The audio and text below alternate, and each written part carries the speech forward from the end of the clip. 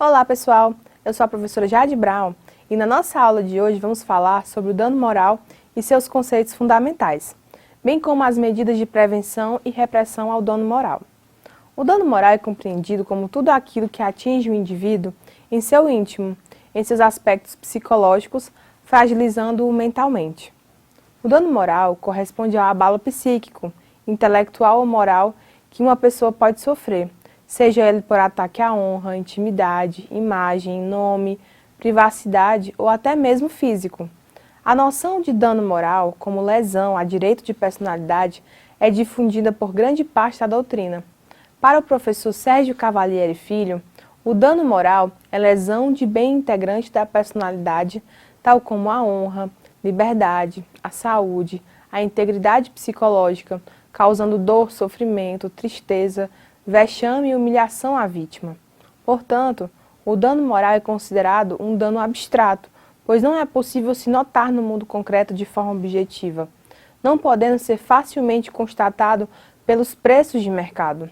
Assim, um dos grandes desafios encontrados hoje pelos juristas é justamente essa quantificação do dano moral. Existem, assim, duas subdivisões do dano moral, o dano direto e o indireto. No dano moral direto, é o dano que atinge os direitos de personalidade.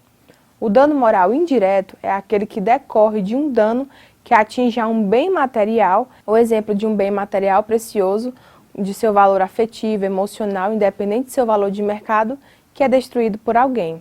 Além do dano moral que pode ser sofrido pelo indivíduo, existe o dano moral coletivo, compreendido como aquele que atinge um grupo de pessoas com afinidades, características e interesses em comum. Lembrando que a violação dos bens ou direitos da personalidade também podem provocar dano material, como é reconhecido nos incisos 5 e 10 do artigo 5º da Constituição Federal, os quais aludem que não só o dano moral, mas também um dano material decorrente de ofensa à intimidade, à vida privada, à honra e à imagem das pessoas. Dessa forma, o assédio moral constitui uma espécie de dano moral que se reveste de algumas características peculiares, sendo que no âmbito do contrato de emprego consiste na conduta abusiva do empregador ao exercer o seu poder diretivo ou disciplinar, atentando contra a dignidade ou integridade física ou psíquica de um empregado, ameaçando o seu emprego ou degradando o ambiente de trabalho, expondo o trabalhador a situações humilhantes e constrangedoras. O Instituto Jurídico do Dano Moral ou Extrapatrimonial tem três funções básicas: compensar alguém em razão de lesão cometida por outrem, punir o agente causador do dano e, por último, dissuadir ou prevenir nova prática do mesmo tipo de evento danoso.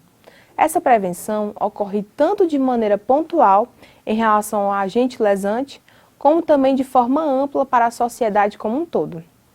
O Código Civil, em seu artigo 186, trouxe um novo avanço sobre a reparação do dano moral, pois, conforme o dispositivo, aquele que por ação ou omissão voluntária, negligência ou imprudência, violar direito e causar dano a outrem, ainda que exclusivamente moral, comete o ato ilícito. Temos também o artigo 482 da CLT, que possibilita a demissão por justa causa do assediador, servindo para evitar que novas ações assediadoras ocorram no mesmo ambiente de trabalho, dando um pouco de tranquilidade para o assediado, bem como para os demais trabalhadores. Outro artigo que trata do tema é o artigo 483 da CLT, que possibilita que o assediado entre com um pedido de rescisão indireta com o fundamento do cometimento da falta grave por parte do empregador,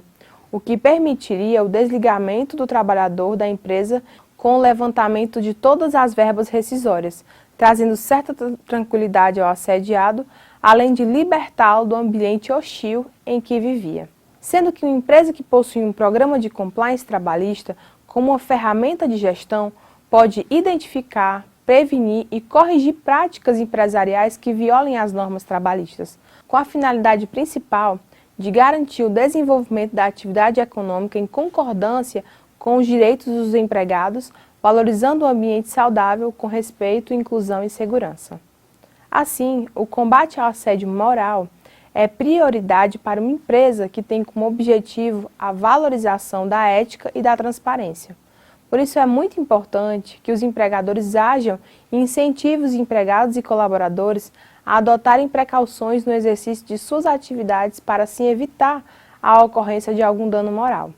Com essa explicação, então, nós terminamos a nossa aula de hoje. Não deixe de consultar o seu material do aluno e nos vemos na próxima aula.